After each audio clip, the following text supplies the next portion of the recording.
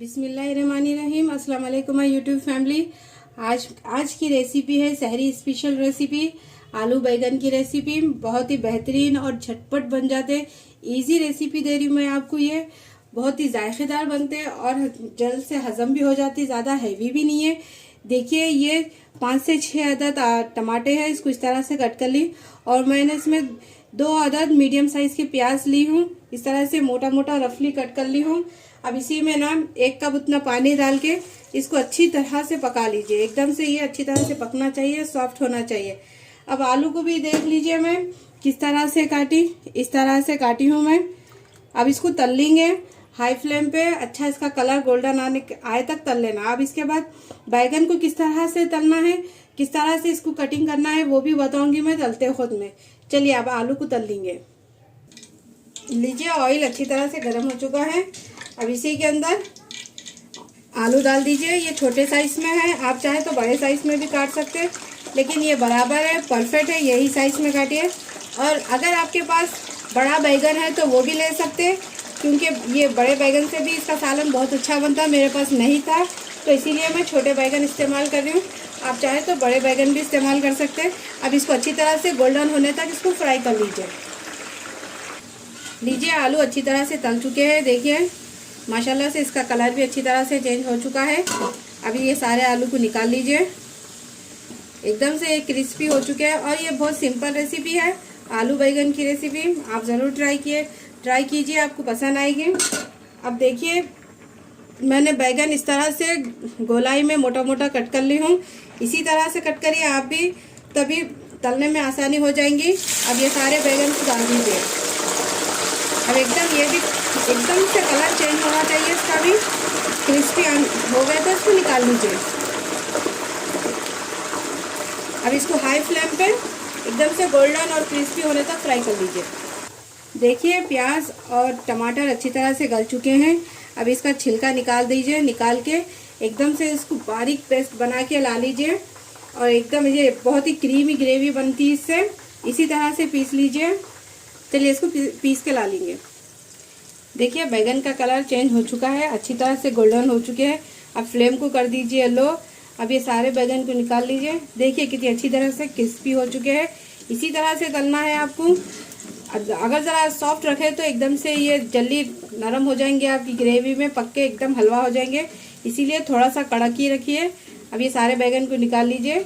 इसके बाद क्या करना है वो भी बताऊँगी। अब मैं तेल निकाल चुकी हूँ, उसमें कम से कम आधा कप इतना तेल डाल चुकी हूँ मैं। अब इसी में 1 चम्मच अदरक लहसुन का पेस्ट डाल दीजिए। अब इसको अच्छी तरह से भून लीजिए, इसकी कच्ची बू जाने तक अच्छी तरह से हाई फ्लेम पे भून लीजिए। फ्लेम को कर लीजिए हाई। अब हाई फ्लेम को अच्छी तरह से इसका कलर चेंज होने तक भून लीजिए। अब ये अच्छी तरह से भून चुका है। अब इसी के अंदर ये पिसा हुआ मसाला डाल दीजिए, आलू टमाटर का डाल के इसको हाई फ्लेम पे ये इसकी पानी गर्म होने तक पका लीजिए। जब तक तेल इसका सेपरेट ऊपर आना चाहिए तब तक ये इसकी अब इसको पका लीजिए, आलू और प्याज को अच्छी तरह से हाई फ्लेम पे ही पकाइए। इसके बाद इसमें कुछ मसाले डालूंगी, वो भूनने के बाद डालूंगी मैं। देखिए, ये अच्छी तरह से भून चुका है।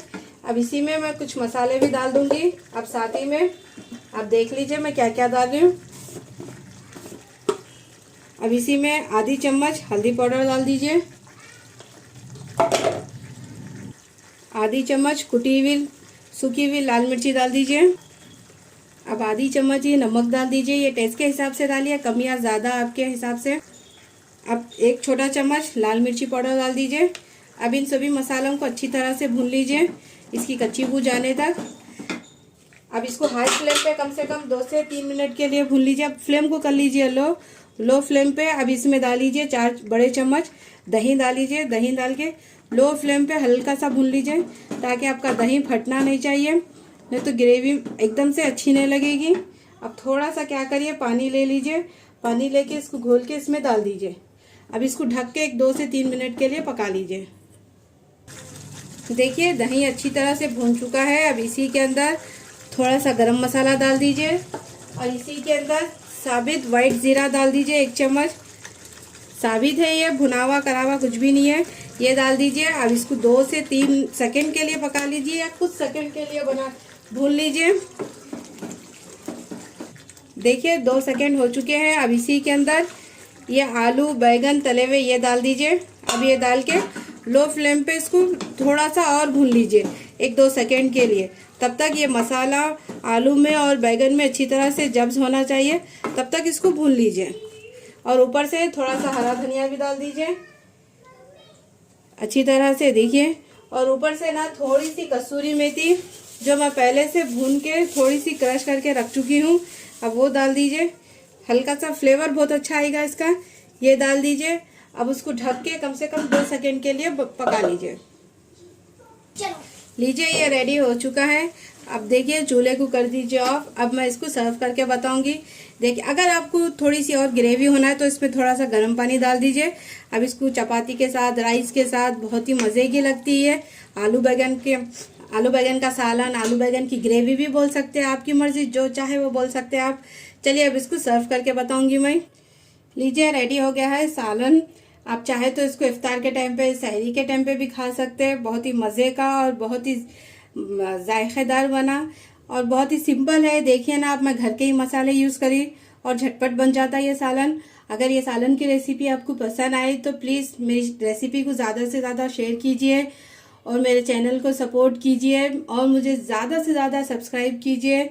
और कोई भी रेसिपी सीखना है तो आप कमेंट बॉक्स में बताइए। इंशाल्लाह मैं ज़रूर आपको बनाना सिखाऊंगी, कोशिश करूंगी जितना हो सके आपको सिंपल और इजी झटपट रेसिपी दे सकूं। और मेरे को ज़्यादा से ज़्यादा प्लीज़ सपोर्ट कीजिए। चलती हूँ, दुआओं में याद रखिए। अल्लाह हाफिज़। खुश रहें, आबाद रहें, जहाँ भी रहें आप सब। अल्लाह हाफिज़।